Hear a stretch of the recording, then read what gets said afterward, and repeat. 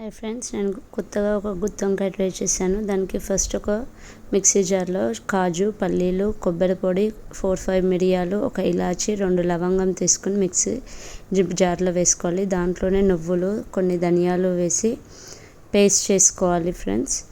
ఇది first time నేను try చేశాను, బాగా వచ్చింది అని మళ్ళీ మీకు ఒకసారి వీడియో చేస్తున్నాను. ఇలా పేస్ట్ చేసుకున్నాక అది ఒక బౌల్లోకి తీసుకోవాలి. తర్వాత అదే జార్లో ఒక ఆనియన్, టమాటో పేస్ట్ చేయాలి. తర్వాత ఒక బౌల్లో వాటర్ తీసుకుని సాల్ట్ వేసుకుని వంకాయలను ఇలా కట్ చేసుకుని వాటర్లో వేయాలి ఫ్రెండ్స్. అవి కొద్దిసేపు ఒక 2-3 మినిట్స్ అలా వదిలేయాలి. తర్వాత ఒక ప్యాన్ తీసుకుని అన్నీ ఇలా కట్ చేసుకొని పెట్టుకోవాలి. ప్యాన్ని స్టవ్ మీద కొంచెం హీట్ చేసుకోవాలి.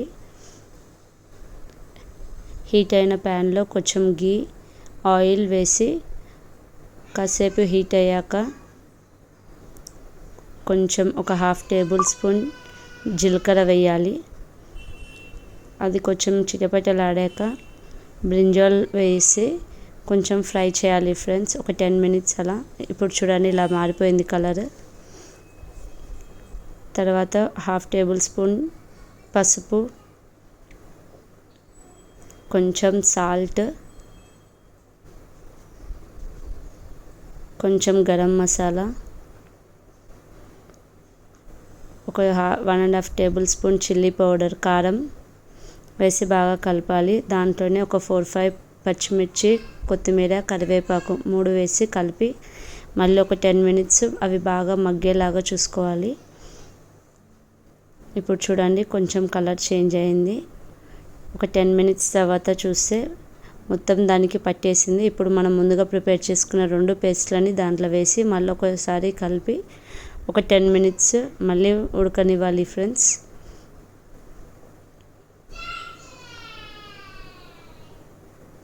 మినిట్స్ తర్వాత ఓపెన్ చేసి చూస్తే వంకాయలు బాగా మెత్తగా ఉడికిపోయాయి. ఇప్పుడు సర్వింగ్ బౌల్లోకి తీసుకుని కొత్తిమీరతోటి గార్నిష్ చేస్తే సింపుల్ అండ్ ఈజీ గుత్తి వంకాయ కర్రీ రెడీ.